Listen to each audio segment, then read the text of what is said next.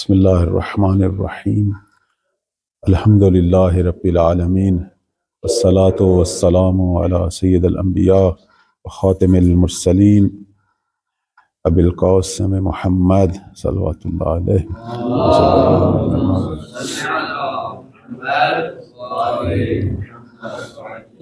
وعلی آلہ طیبین الطاہرین المعصومین سیما بقیت اللہ اللہم اجل لولیک الفرج. اما بعد فقال اللہ تبارک و تعالی فی کتابہ المجید بسم اللہ الرحمن الرحیم وقل اعملوا فسیر اللہ عملکم ورسولہ والمؤمنون. صلوات پڑھیں بر محمد و آل محمد.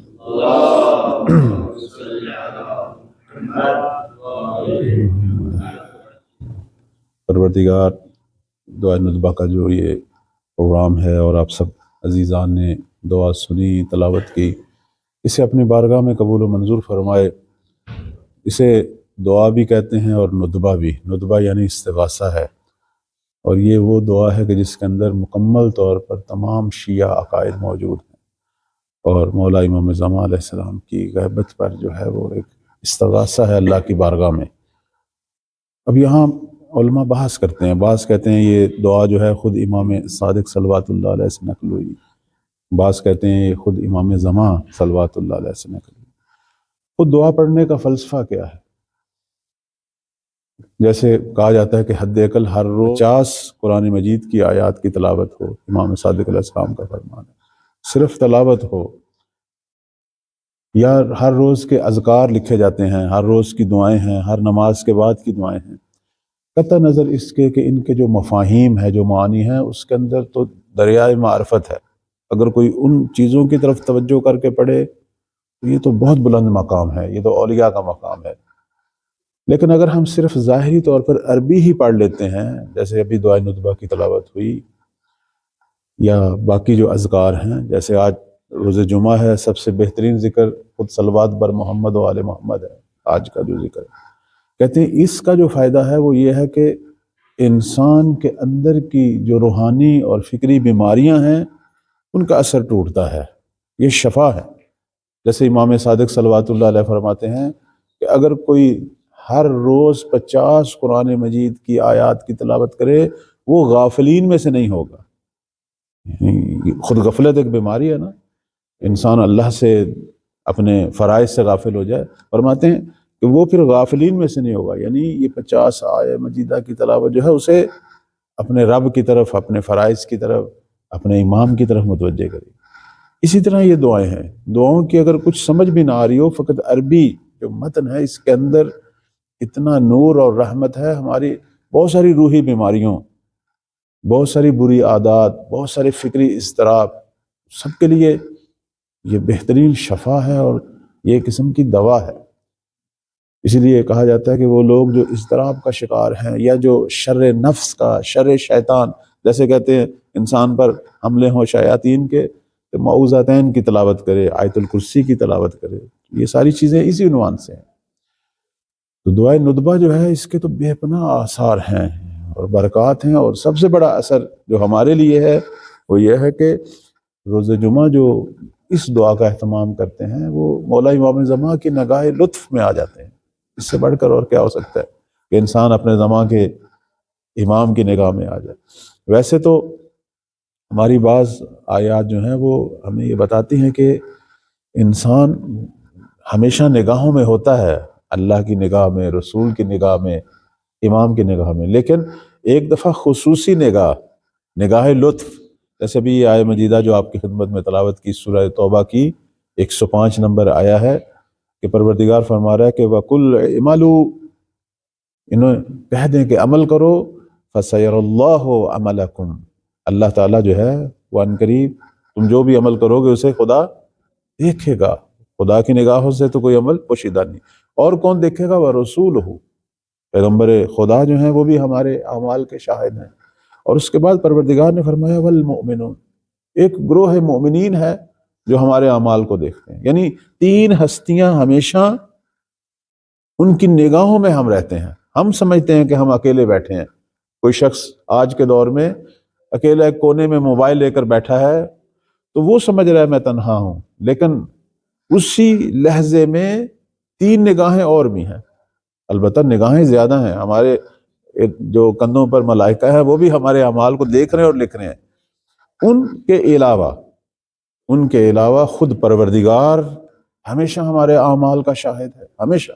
اس لیے ہمارے ائمہ علیہم السلام یہ کثرت سے فرمایا کرتے تھے، اور ہمارے بزرگان کی گفتگو میں بھی ہے کہ گناہ کرتے وقت انسان کو شرم کرنی چاہیے، چونکہ خالق جو ہے اس کی نگاہوں کے سامنے ہے۔ ایسا ہو ہی نہیں سکتا کہ میں کوئی عمل کروں اور اس کی نگاہ نہ مجھ پہ پڑے، ہمیشہ خالق کی نگاہوں میں ہے۔ اور یہ تو اس کا لطف اور رحمت ہے کہ ہماری اتنی معصیت، ہماری اتنی نافرمانیاں دیکھنے کے باوجود وہ رحمت کا سلسلہ ختم نہیں کرتا، وہ رزق کا سلسلہ ختم نہیں کرتا، وہ ہماری حیات کا سلسلہ ختم نہیں کرتا۔ یہ اس کی بے پناہ محبت ہے، اس لیے تو کہا جاتا ہے ارحم الراحمین، اس لیے تو کہا جاتا ہے کہ وہ کریم ہے۔ اس کے علاوہ کون سی ہستی ہے جو ہمارے اعمال سے واقف ہے؟ وہ ہمارے پیغمبر اسلام ہے، اگرچہ وہ عالم برزخ میں، لیکن امت کے اعمال کے شاہد۔ اب وہ خدا کیسے ان تک پہنچاتا ہے؟ وہ خود دیکھتے ہیں، خدا پہنچاتا ہے، یہ ایک نظام ہے، ہمیں اس کا شاید دقیق علم نہیں ہے، لیکن یہ علم ہے کہ وہ دیکھ رہے ہیں۔ اور تیسری ہستی، وہ فرمایا پروردگار نے گروہ مومنین۔ اب اس کے ذیل میں جو روایات ہیں، تفسیر برہان میں آ جائے، تفسیر صافی میں آ جائیں، تفسیر جو ہے وہ جو ہماری دوسری تفاسیر ہیں تفسیر روائی، اس میں معصومین علیہ السلام فرماتے ہیں کہ یہاں مومنین سے مراد ہم ائمہ علیہ السلام ہیں، ہم ائمہ ہیں، ہر دور کا امام اپنے زمانے کے لوگوں کے اعمال کا شاہد ہے، کیونکہ یہ ہے مومنون۔ اصل میں ایمان کامل یہ ہیں، اصل میں جس پر لفظ مومن کا اطلاق ہو وہ یہ ہے۔ ہم تو بالطبع ہیں نا، ہم تو ان کی اتباع میں، ورنہ اصل مومن تو یہ ہے، ہر زمانے کا امام ہے جو انسان کامل ہے اور ایمان کامل رکھتا ہے، کہ جسے خدا مومن کہے گا۔ وہ تو ہم ایک دوسرے کو مومن کہتے ہیں، لیکن نگاہ خدا میں تو وہ مومن ہے نا کہ جو واقعاً منزل ایمان پر فائز ہو، کامل ہو۔ تو فرماتے ہیں یہاں مومنون سے مراد تم عام لوگ مراد نہیں ہو، ہم تو ایک دوسرے کے اعمال دیکھتے ہی نہیں ہیں، وہ جو نگاہوں کے سامنے کوئی کرے، ورنہ ہمیں کیا پتا خفا میں یہ کیا کر رہا ہے۔ لیکن وہ ہستی جو خفا کے ہمارے اعمال جو پوشیدہ ہم کرتے ہیں، وہ امام وقت ہیں۔ اس لیے آپ دیکھیں کہ امام کا ایک لقب جو ہے وہ حجت ہے۔ حجت کا مطلب کیا ہے؟ حجت کسے کہتے ہیں؟ یعنی جو شاہد ہو، جو گواہ ہو امت کے اعمال پر۔ امام ہمارے اعمال کے شاہد ہیں، ہمارے اعمال پر گواہ ہے۔ روایات کہتی ہیں کہ ہر روز اعمال صبح و شام امام کی خدمت میں پیش ہوتے ہیں۔ اب یہاں نظام کیا ہے وہ ہمیں معلوم نہیں ہے، کہ خود امام ڈائریکٹ دیکھتے ہیں یا ان تک پہنچائے جاتے ہیں، یہ ہمیں معلوم نہیں ہے، نہ ہم اس میں بحث کریں گے۔ لیکن یہ پتہ ہے کہ احادیث اور روایات موجود ہیں جو عرضہ اعمال کو بیان کر رہی ہیں، کہ صبح و شام، بعض کہتے ہیں ہفتے میں ایک دن، مثلا جمعرات یا جمعہ، بعض کہتی نہیں ہر روز، بلکہ ہر روز 2 ٹائم۔ تو اس سے یہ پتہ چلتا ہے کہ اعمال ہمارے جو ہیں ان کی نگاہوں کے سامنے پیش ہوتے ہیں، اور وہ ہمارے اعمال کو دیکھتے ہیں۔ اور پھر یہ شکوہ جو امام کا ہم تک پہنچتا ہے وہ بھی اسی عنوان سے ہے۔ امام زمان علیہ السلام کا یہ مشہور شکوہ ہے جو ان کی توقیات مبارک میں ہے۔ فرماتے ہیں کہ میری غیبت اور آپ کے درمیان یہ جو حجاب ہیں، یہ جو سلسلہ بڑھ رہا ہے غیبت کا، یہ جو ختم نہیں ہو رہا، فما یحبسنا عنہم الا ما یتصل بنا مما نکرہہ، کہ میرے اور آپ کے درمیان یہ جو حجاب بڑھ رہا ہے، یہ جو غیبت طلانی ہو رہی ہے، لوگوں کا سوال ہے نا کہ کیوں غیبت طلانی ہو رہی ہے، کیوں ظہور میں تاخیر ہو رہی ہے، اور ہمارے اعمال، تمہارے وہ اعمال کہ مما نکرہہ، جسے ہم پسند نہیں کرتے۔ یعنی اعمال بڑے اہم ہیں انسان کے۔ اس لیے آپ دیکھیں کہ ہمارے پاس جو ہیں یہ بزرگان کے ایسے ایسے واقعات اور حکایات ہیں جس میں یہ بیان ہوتا ہے کہ غیر از اس کے کہ یہ ہستیاں ہمارے اعمال دیکھتی ہیں، حتیٰ اور بھی انسان اگر اس موضوع کو شروع کر دے تو محسوس کرے گا پتہ نہیں کتنی آنکھیں ہیں اسے جو دیکھ رہی ہیں۔ انسان کہیں بھی کسی جگہ پہ تنہا نہیں ہے۔ میں ایک واقعہ پڑھ رہا تھا، صاحب تفسیر میزان علامہ طباطبائی رحمۃ اللہ علیہ، جن کی قبر مبارک حرم حضرت معصومہ سلام اللہ علیہ میں ہے، آپ جب بھی جائیں وہاں ضرور ان کی قبر مبارک پر ایک فاتحہ یا حد اقل ایک صلوات جو ہے وہ پڑھیں۔ بہت بلند ہستی، بہت عرفانی، جامع ہمیں علوم۔ ان کا ایک واقعہ پڑھ رہا تھا جو انہوں نے بیان کیا، کہتے ایک دفعہ ظاہراً نجف میں تھے اس وقت، کہہ رہے ہیں کہ عراق ایران جنگ ابھی شروع ہوئی تھی تو پریشان ہوئے کہ مثلا اب تبریز سے، چونکہ پیچھے سے ان کا تعلق جو ہے وہ شہر تبریز سے، کہ تبریز سے اب پیسے کیسے آئیں گے چونکہ جنگ جو ہے وہ طولانی ہو رہی ہے۔ بس کہتے میرے ذہن میں یہ خیال آیا۔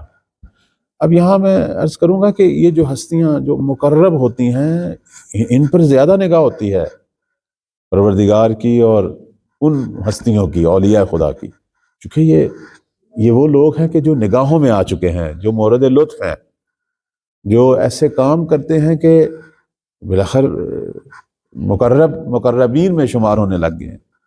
تو علامہ طباطبائی فرماتے ہیں کہ صاحب عرفان ہیں، وہ بہت بلند ہستی ہیں علمی معنوی اعتبار سے، کہتے ہیں ایسے ہی میرے ذہن میں ایک خیال آیا کہ جنگ طولانی ہو رہی ہے، اب تبریز سے پیسے کیسے آئیں گے، اور بالآخر گزارا کرنا ہے، ایک زندگی ہے نجف میں، چونکہ پیچھے سے گھر سے پیسے آتے تھے تو وہ اپنا وہ، کہتے ہیں ایسے ہی میرے ذہن میں بھی خیال آیا تو ایک دم کسی نے دروازے پہ دستک دی۔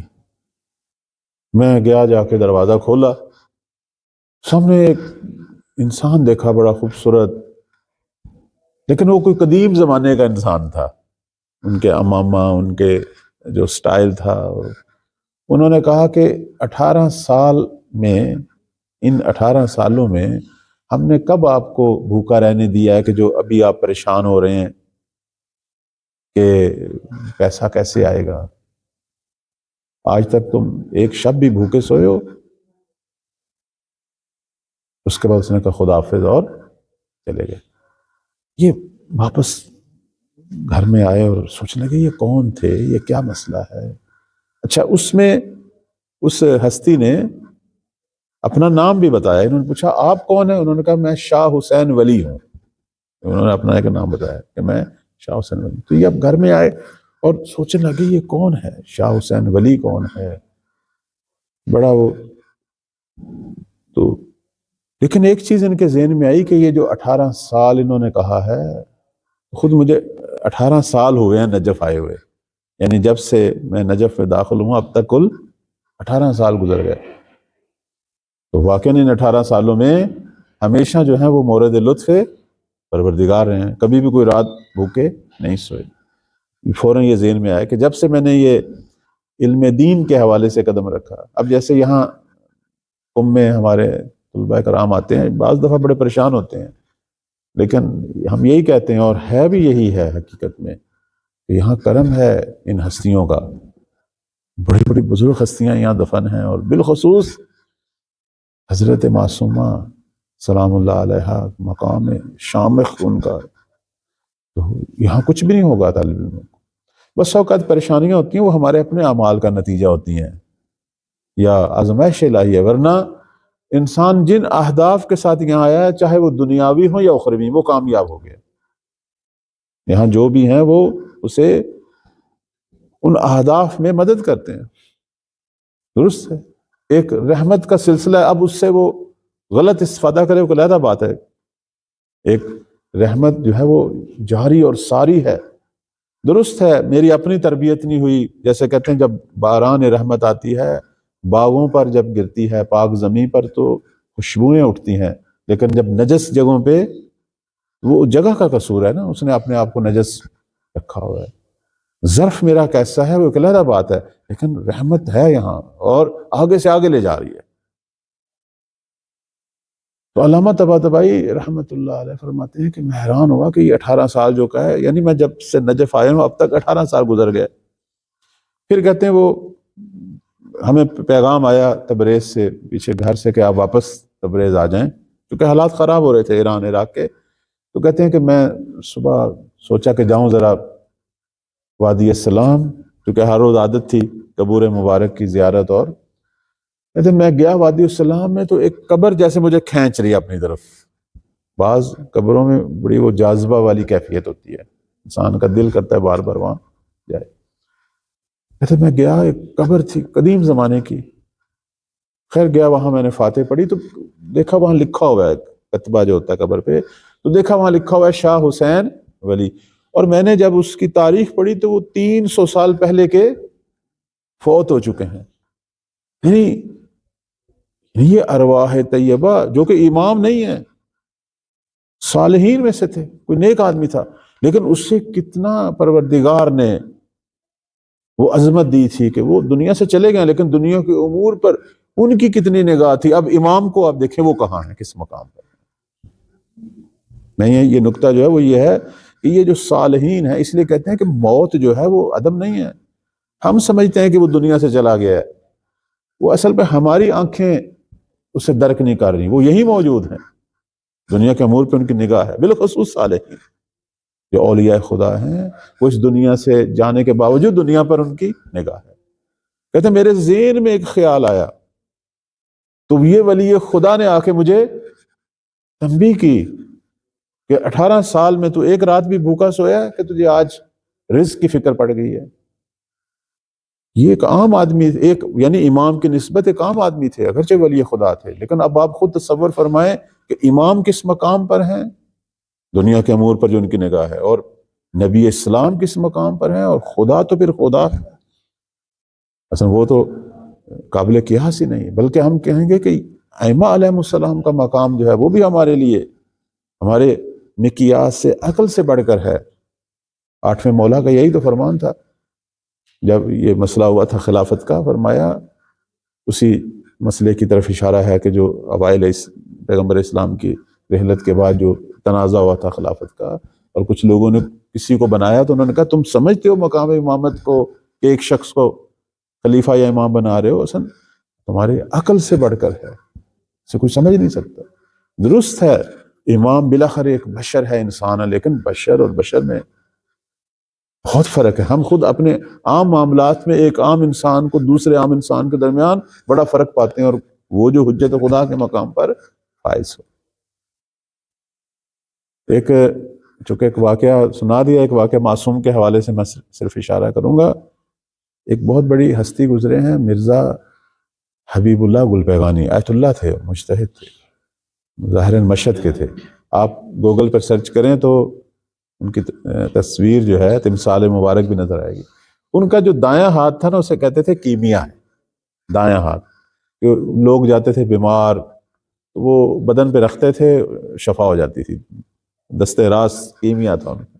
پوچھا، البتہ یہ واقعہ جو ہے وہ آیت اللہ وحید خراسانی حفظہ اللہ انہوں نے بیان کیا، میں ان کے لسان سے بیان کر رہا ہوں۔ فرماتے ہیں کہ میں نے خود ان کو دیکھا اور ان کی خدمت میں پہنچا، تو میں نے پوچھا کہ آغا حبیب اللہ یہ کس طرح ہوا؟ کہنے لگے میں بیمار ہو گیا تھا ایک دفعہ بڑا سخت، اور مشہد کے جو ہے وہ ہسپتال میں داخل تھا، اور حالت جو ہے وہ ایسے ہی تھی کہ آج وفات ہوتی ہے کل ہوتی ہے، اسی عالم میں تھا۔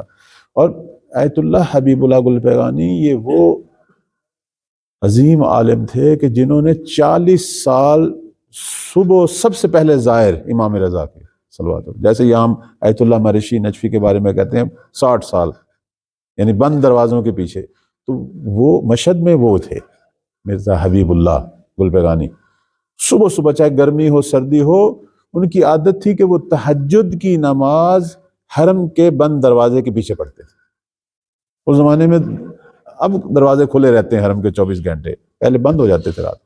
انہوں نے صبح اپنا سجادہ اٹھانا، نماز فجر سے پہلے انہوں نے حرم کے دروازے پہ پہنچنا، دروازے کے پاس، کیونکہ دروازے تو بند ہیں حرم کے، پشت دروازہ جو ہے انہوں نے تہجد پڑھنی، اور جب فجر کے لیے حرم کا دروازہ کھلتا تو وہ سب سے پہلے ظاہر ہوتے تھے۔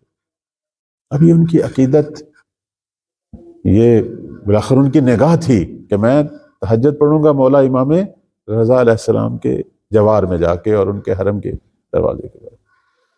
تو کہتے ہیں وہ جب بیمار ہوئے تو اسی عالم میں کہ جب بڑا سخت وضعیت تھی، ڈاکٹر قسم کا جواب دے چکے تھے، انہوں نے ایک توسل کیا، کہنے لگے مولا میں 40 سال سے آپ کے حرم مبارک کے دروازے پر میں تہجد پڑھنے والا ہوں، گرمی سردی کوئی پرواہ نہیں کرتا تھا، بارش ہو جو جس عالم میں ہو انہوں نے وہاں نماز پڑھنی ہے۔ تو آپ کا پہلا زائر تھا، اب تو اگر میری زندگی ہے تو مجھے اپنے دستے عنایت سے جو ہے اپنے میں توسل کرتا ہوں آپ کی بارگاہ میں۔ تو کہتے ہیں ایسے ہی میں توسل کر رہا تھا، ایک دم وہ جو ہسپتال کے کمرے کی فضا ہے وہ چینج ہو گئی، یعنی حالت مکاشفہ شروع ہو گئی۔ کہنے لگے میں نے دیکھا بالکل دنیا چینج ہو گئی، میرے سامنے ایک بڑا باغ ہے اور ایک بڑی خوبصورت اور زیبا اور ایک بہت معنوی روحانی شخصیت تشریف فرما ہے، ارد گرد پھول ہیں۔